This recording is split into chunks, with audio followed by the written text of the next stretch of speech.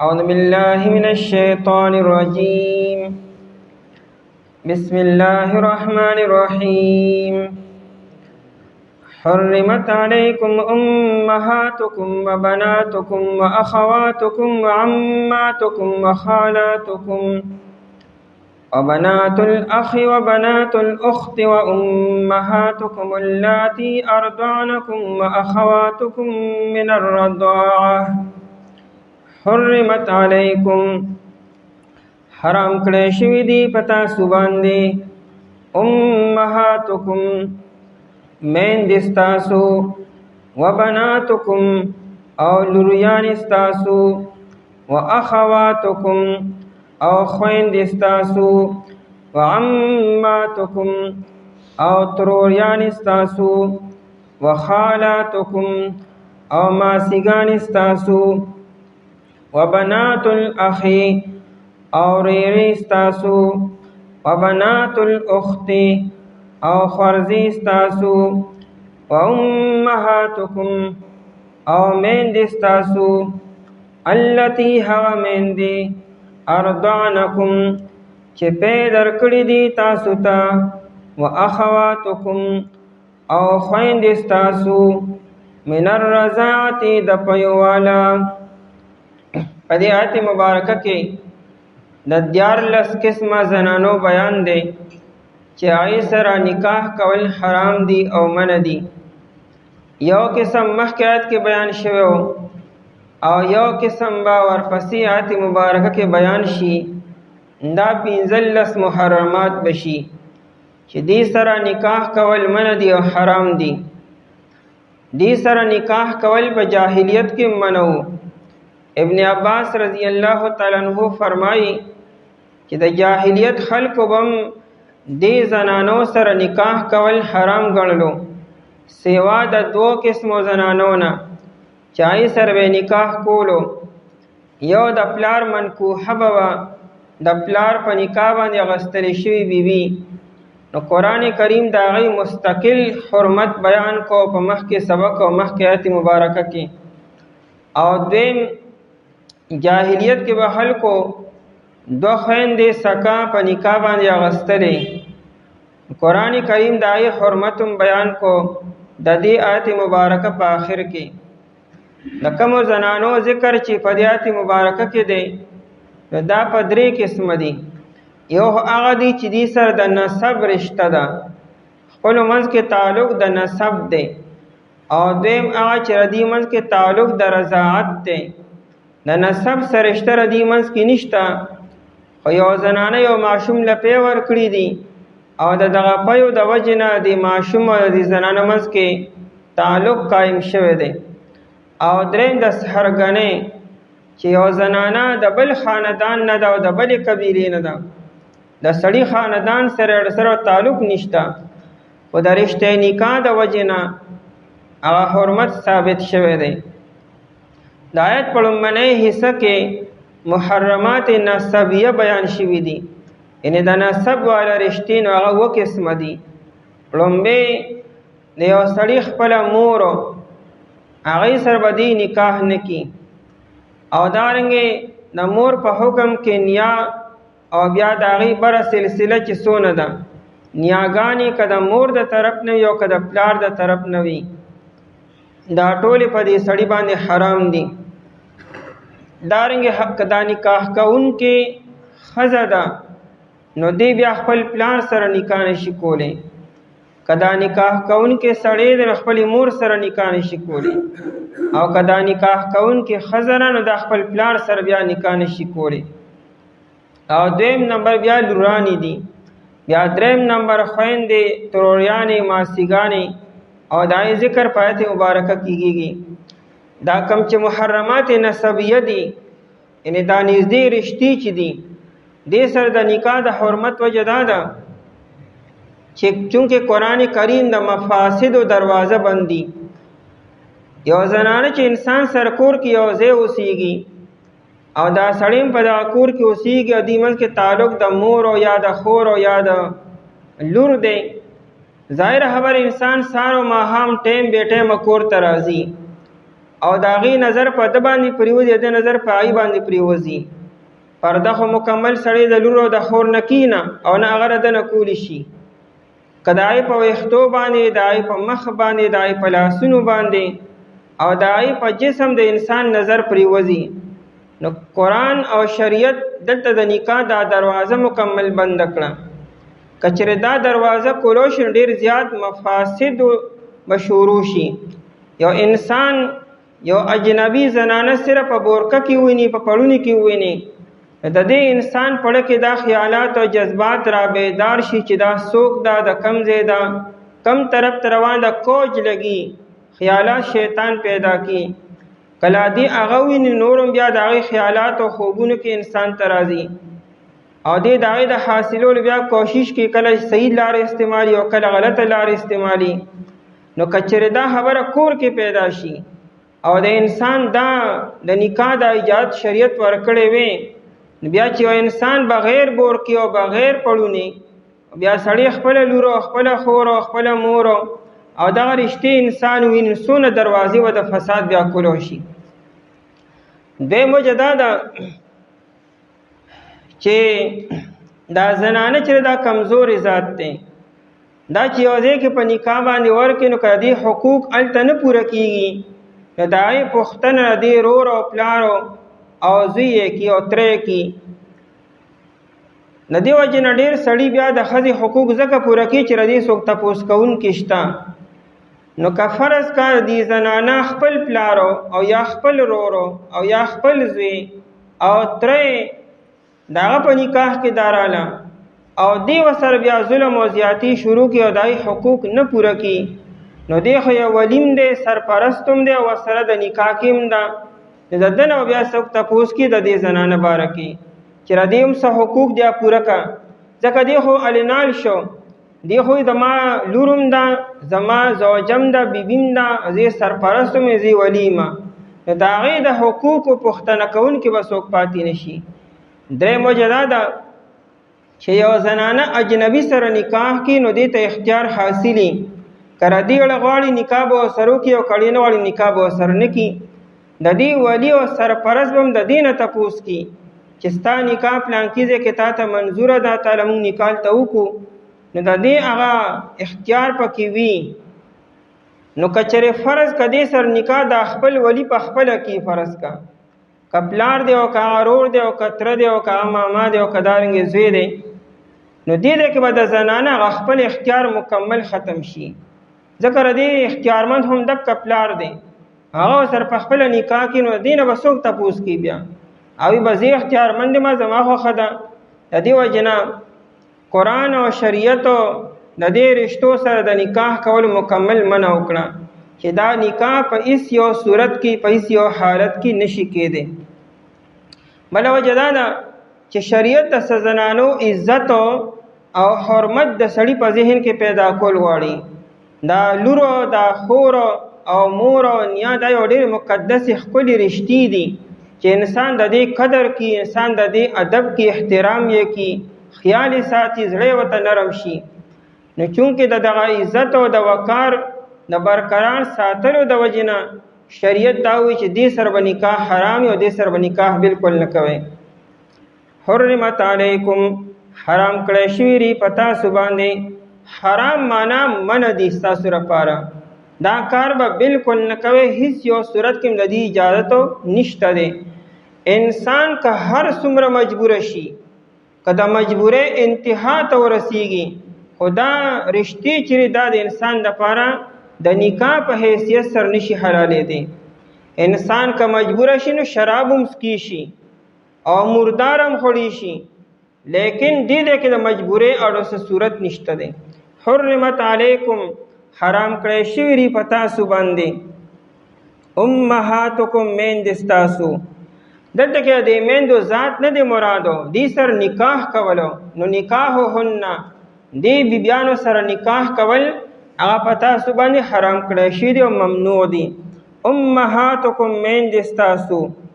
امهات جمع د ده او په عربی کې اصل توي، دی مور ته ولې وایي، دام د اولاد دپاره اصل وي. یعنی اولاد چې دنیا ته راغلی دی د مور د وجې نه راغلی دی، دا یو قسم بنیاد او جرړه ده او ویښ دی، ځکه ورته ویل کېږي. امهاتکم میندې ستاسو، امهات نه مراد اصل دی، چې اصل شو نو بیا مور هم راله، سکه مور او بیا نیا پکې هم راله، او بره چې بیا څونه رشتې دي نیا او بیا د هغې وغیره دا ټول په دې امهاتکم کې داخل دي. امهاتکم میندې ستاسو، وبناتکم او لوریان ستاسو. بنات او جمع د بنت، د انسان نه چې کوم اولاد پیدا شي دا د هغې دپاره بنت دی، نو د لوریانو سره نکاح حرام دی. په بناتکم کې فروغ رالو، د انسان لورو، نواسې، کړوسې چې لاندې څونه دي د زوی اولاد او د لور اولادو دا ټول په دې بناتکم کې داخل دی. نو مراد تینا فروغ شو. و بناتکم او لوریان استاسو. حرمت په دو طریقو سره ثابتو. که نکاح کون کې سړی دی نو دی به خپلې مور سره نکاح نه کي، نو نیا سره به نکاح نه کي، نو مخکې بره به ځي. که دا نکاح کون کې ښځه ده نو دا بیا خپل پلار سره نکاح نه کي او خپل نیکه سره بیا نکاح نه کي. دارنګه دا نکاح کون کې زنانه ده نو بناتکم، نو د بنت دپاره بیا خپل پلارو او نیکه سره به نکاح نه کي. و بناتکم او لوریان استاسو. و اخواتکم، دریم نمبر خویندې ستاسو. اخوات جمع د اخت ده، خور ته وایي. یو سړی به خپلې خور سره نکاح نه کي، دا خور که حقیقي ده سکه، یعنی مور او پلار یو دي، نای سره هم نکاح نه کي. او که ناسکه خور ده، پلار شریکو یا مور شریکو، د دې رور او خور مور یو ده، پلارانی جدا جدا دي، بیا هم دی د خپلې خور سره نکاح نشي کولی. او یا پلاران یو دي، میندې جدا جدا دي، هغې سره هم دی نکاح نشي کولی. و عماتکم، عماتو جمع د عمتن ده، ترور ته وي. ترور د پلار خور ته ویل کېږي. یو سړی د خپل پلار خور سره نکاح نشي کولی. بیا دا ترور که سکه ده او که ناسکه ده، یعنی که د پلار سکه خور ده هغې سره هم نکاح نشي کولی، او که نه د پلار ناسکه خور ده، یعنی میندې یو دي یا پلاران یو دي، میندې جدا دي، هغه ټول په دې کې داخل دی، سر دی نکاح نشي کولی. و خالاتکم، خالات جمع د خالتون ده، او خاله ماسی ته ویل کېږي. ماما ته عربی کې خال وایي. دته خال ځکه چې ډېر تندي خال وي، یعنی سړی پې ښکلی ښکاري، نو ځکه ورته خالات ویل کېږي. عرب وي العم غم والخال خال. دا اکثری خبره کی، دا نه چې ګنې حقیقي نه ارزه کې داسې نه را وی دا تر چې دا لوی غم دی، وی العم غم، وی دا تر لوی غم دی. دی به د ارزه کې په پوله تناسي، دا پوله دی خوښه، دا پوله خوښه، دا حق مې سر کېږي، دا حق مې سر نه کېږي، نو ارزه کې په انچو انچو به غمي. نو عربي العم غم، وی تر لوی غم دی. ما دا هغه د ارزه کې نه را خم کېدی شي، ښه نه خم کېدی شي، خو اکثر داسې وي. والخال خال، وی دا ماما چې دا تندي خال دی، دی بیا سړي سره ولاړي او انسان بیا سپورټ کی. او وی والاقارب کالعقارب، عقارب لړمانانو ته وي، اقارب رشتہ دارو ته وي. وی رشتہ داران دا لړمانان دي، د دینه به تنګې په اور کې به ولاړي. خلک یې پردو سره خیم، خو د خپلو نه تنګ یم، هر سړی د خپلو نه سر ټکي چې لرې دې اوسېدی. والصدیق من سواهم، او دوست چې دی که نه وي دا هغه دی چې دا نه تره دی، نه ماما دی او نه رشته دار دی. دوست هم د انسان ډېر موقع باندې په کار راشي. به هر حال نو خال ماما ته ویل کېږي او خاله ماسی ته وایي. د مور خور ته خاله وایي او ماسی ورته وایي. و خالاتکم او ماسیګان استاسو. دا کوړي خلک او د نوهار خلکو هغې ترور او ماسی کې فرق نه کوي، دواړو ته ترور وایي. د مور خور ته هم ترور وي او د پلار خور ته هم ترور وایي. و خالاتکم او ماسیګان استاسو، یعنی د مور خور. بیا که د مور دا خور سکه خور ده، یعنی دواړو پلاران پلار او مور شریک دي او که ناسکه خور ده ناسکه ماسی یعنی میندې یو دي او یا پلاران یو دي دا ټول په دې کې داخل دي. وبنات الاخ بنات الاخ دا اصل کې بنات اخیکم ان استاسو درونو لورانی چې مونږ وتا ریری وایو ضرور لورو.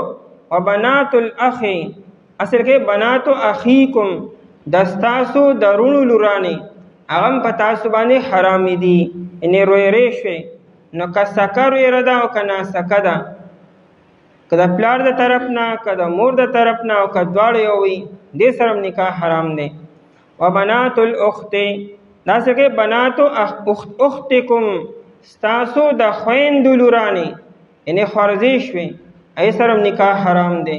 نو که سکه خورزه او که ناسکه د پلار د طرف نه او که د مور د طرف نه او که د دواړو طرف نه وي دې سره نکاح حرام دی.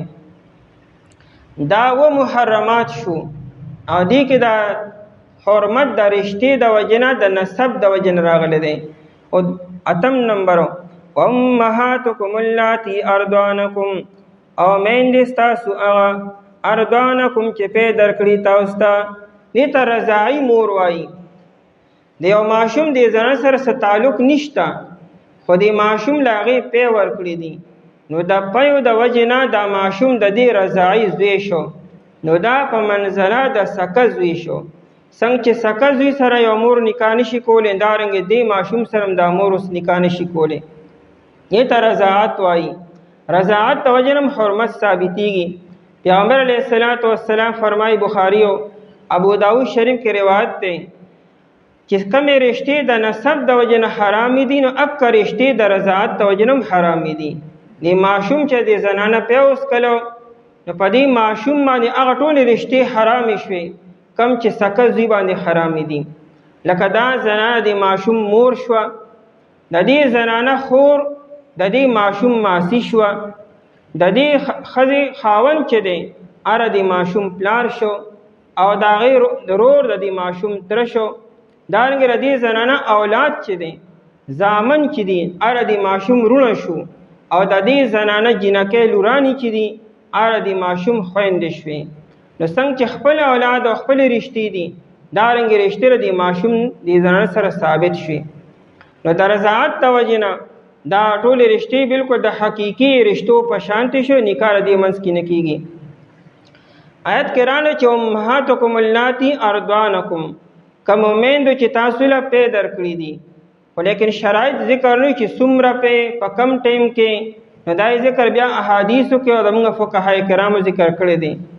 یو ماشوم چې په ماشوموالي کې د زنانه پی وسکي او د هغې موده چې دا 2 کاله ده یو ماشوم د 2 کالو کې دنه د یو زنانه پی وسکي نو العبه دا رضاعت ثابتېږي به. دا زموږ د جمهورو فقهای کرامو دا قول دی. امام ابو حنیفه رحمت الله علیه په دې کې د 2.5 کالو خبره کړې ده. هغه کې 6 میاشتې سیوا کی هغه مثل کې د سورې احقاف آیت 30 شهرن استدلال کی او دا جمهور چې دی نه 2 کاله والوالدات یرضعن اولادهن حولین کاملین په 2 سپاره کې د آیت مبارکه ده. نو په 2 کالو کې دنه چې د ماشوم د یو زنانه په اوس کلو نو د رضاعت دا رشته ثابت شو او د 2 کالو نه بعد که بیا د پیس کې بیا به رضاعت نه ثابتېږي. وجه دا ده چې اصل کې دا پی چیرې دا د ماشوم د بدن جز وګرځي لکه د ماشوم نشونما چې دا بړوتري لویوالی دا د پیو د وجې نه کېږي. نو هغه پی د ماشوم په جسم کې داخل شو شامل شو جز یې وګرځېدو نو جزیت ثابت شو څنګه چې انسان خپل لور او خپل زوی وي. او چې کله ماشوم د 2 کالو مکمل شو دی نه اوړېدو او د غذا پی نه دی د غذا خوراک شو روټۍ شو کلمې مضبوطې شوې نو کدی اوس پیس کې نو مثال د اوبو دی سکی او کتب غورځي کې د بدن حصہ نه جوړیږي د دې وجه نه رضاعت نه ثابتېږي. په دې کې یو بیبي د سهله بنت سهیل رضی الله تعالی عنها دا په ابو حذیفه رضی الله تعالی عنہ باندې واده و.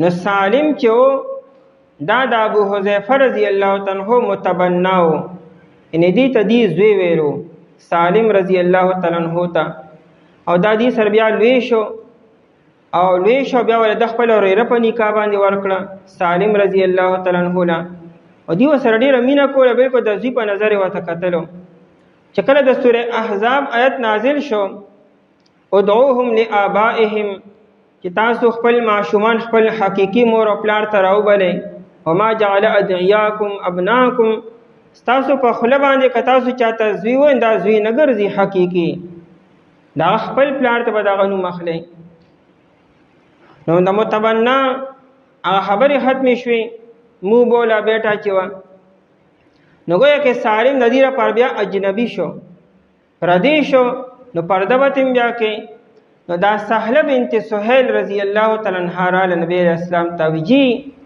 دا الله حکم راغی او د الله حکم په سر سترګو باندې دی خو زه به د سالم نه لکه څنګه پرده کومه سالم خو موږ سره وړوکی لوی شو او هغه خو زه په هر حال کې لیدلی یم لکه چې خو ما د خپل زوی په شان نه ټایم بې ټایمه کور ته راغلی دی نو زما او د هغه منځ کې څه پرده ده زه به څنګه پرده کومه نو نبی علیه الصلاة والسلام سهله بنت سهیل رضی الله تعالی عنها ته وی ارضعیه وی پی ولا ورکا نو دی بستا زوی شي نو چې دی زوی شو نو د زوی نو بیا سم پرده نشته نو هغې ولا بیا پی ورکړو نو دا سالم رضی الله تعالی عنہ د سهله بنت سهیل بیا رضاعي زوی شو او دې روایت کې دا خبره چې سالم خو دغه ټیم کې خپل نکاح کړو او خپل شادي شوه او دلته سهله بنت سهیل رضی الله تعالی عنها هغې له پی ورکي او رشته د رضاعت ثابتېږي نو دې ته خصوصیت وایي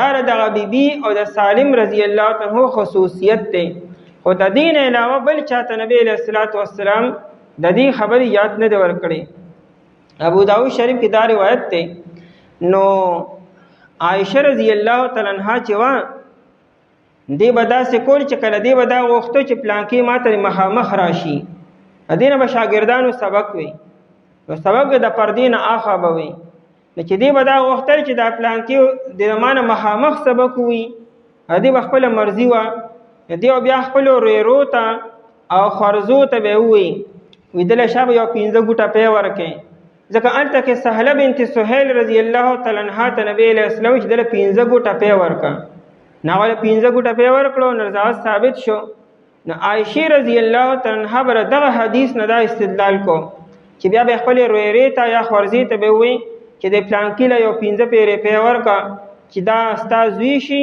او زه به رضاعي ترور شمه او ماسی به شمه بیا ماته مخامخ راتی زمانه مخامخ سبق وایي لیکن نور بیبیانو دا خبر نه منلی امهات المؤمنین چې کوم نورو ناغوی دا د عائشه رضی الله تعالی عنها انفرادی رائے ده یعنی دا تفرد دی د عائشه رضی الله تعالی عنها مدا خپل مجتهد ده او خپل فیصله کولی شي لیکن په مونږ باندې دا خبره لازم نه ده د دې وجه نور بیبیانو و دینه انکار کو منه به کوله د عائشه رضی الله تعالی عنها 200 مسلې داسې دي چې پای کې دا خپل رائے و چونکه دا مجتهد و او مجتهد یو رائے قائمول شي نو دی خپل رائے قائم کړی و لیکن هغه 200 مسلې داسې دي چې هغه نور امت او نری قبول کړي او پای باندې عمل نه دی کړی نو پای کې یو مسله دام ده امهاتکم اللاتی ارضعنکم او مین د تاسو هغه چې تاسو له پیدا کړی دي نو د موده د رضاعت او چې هغه 2 کال ده په 2 کالو کې دنه با پی ورکینو علاغه برشته ثابتېږي به بیا دغه مسله دار ک لک پی اوس کیو ک ډیر پی اوس کی یو معشوم د یو زنن لک پی اوس کلو کغه یو ساس کې ولې نه دی خو چې د حلق نه دن لاړو نو رضاعت ثابت شو عائشه رضی الله تعالی عنها به چې لس پیری کله معشوم پی اوس کی نو بیا به علی رضاعت ثابتېږي به بیا هره کې د 15 پیرو کول کړو چې 15 پیری کله معشوم په اوس کې نو رضاعت به ثابتېږي لیکن موږ د امام ابو حنیفه رحمت الله علیه قول دا دی چې قرآن ارضعنکم ویل دی چې تاسو له په درکړو کا لګ دیو کډیر دیو ک یو پیراو ک دو پیراو ک درې پیری دی او چې په د معشوم خېټه تلاړو نو حرمت ثابت شو بیا موږ دا وایو ک معشوم د زنانه په اوس کل حرمت ثابت شو او کدی زنانه دی معشوم له په ورکړو حرمت ثابت شو بلکې کدا په دی معشوم د سینین اوس کلم حرمت ثابتېږي او کدا په بل طریقې سره یعنی دا په یو لوښي کې یا په یو سرنج کې د ماشوم حلق ته لاړو دننه لاړلو نو په معروف طریقې سره نو حرمت به ثابتېږي. وامهاتکم اللاتی ارضعنکم او میندې ستاسو هغه ارضعنکم چې تاسو له پی درکړي دي. نو دا هم بیا د حقیقي مور په شانتې شوه. دغه دا مثلا ده که یو هلک او جینۍ چې جدا جدا دي او هغې د یو زنانه پیوس کلو د ماشوم هم د ښځې سره رشته نشته او د دې جینۍ هم نشته خو دواړو د یو زنانه پیوس کلو نو دې دواړه خپلو کې رور او خور شو. نو په دې دواړو باندې دا زنانه هم حرامه شوه د دې اولاد هم حرام شو او دې خپلو کې یو بل سره نکاح نشي کولی. لیکن دا هلک د دې جینۍ خور سره نکاح کولی شي چې هغې پې نه دي څکلي او دا جینۍ د دې هلک ورور سره نکاح کولی شي ځکه د هغې منځ کې څه حرمت نشته د دې دواړو خپلو منځ کې حرمت هغه شته دی. وامهاتکم اللاتی ارضعنکم عائشہ رضی اللہ تعالی عنہ ترو افلح رضی اللہ تعالی عنہ ناغا عائشہ رضی اللہ تعالی عنہ کر رہا تو نو عائشہ رضی اللہ عنہ نے اجازت واغسی مرازا استاما سر سرشتہ را سسوی مدا هغه ته تعالی زما روندار پیدر کړی دي زما ضرور ټبرو یا هماله خزر راکړي تا پکې ما سره سوی مدا.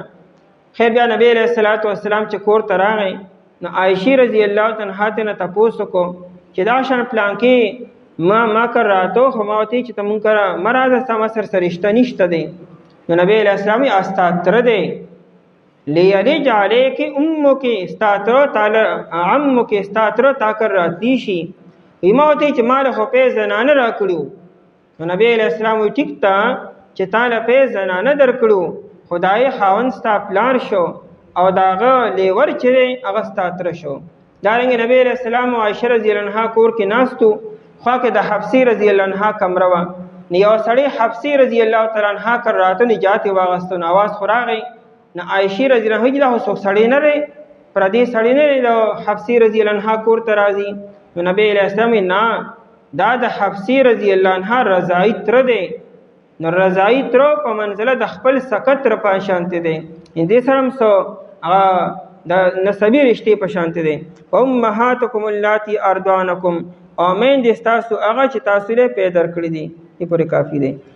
حرام کړی شوي دي په تاسو باندې میندې ستاسو لوران ستاسو او خویندې ستاسو تروران ستاسو او ماسیګان ستاسو او ریری او خرزی او میندې ستاسو چې تاسو له پیدا کړی دي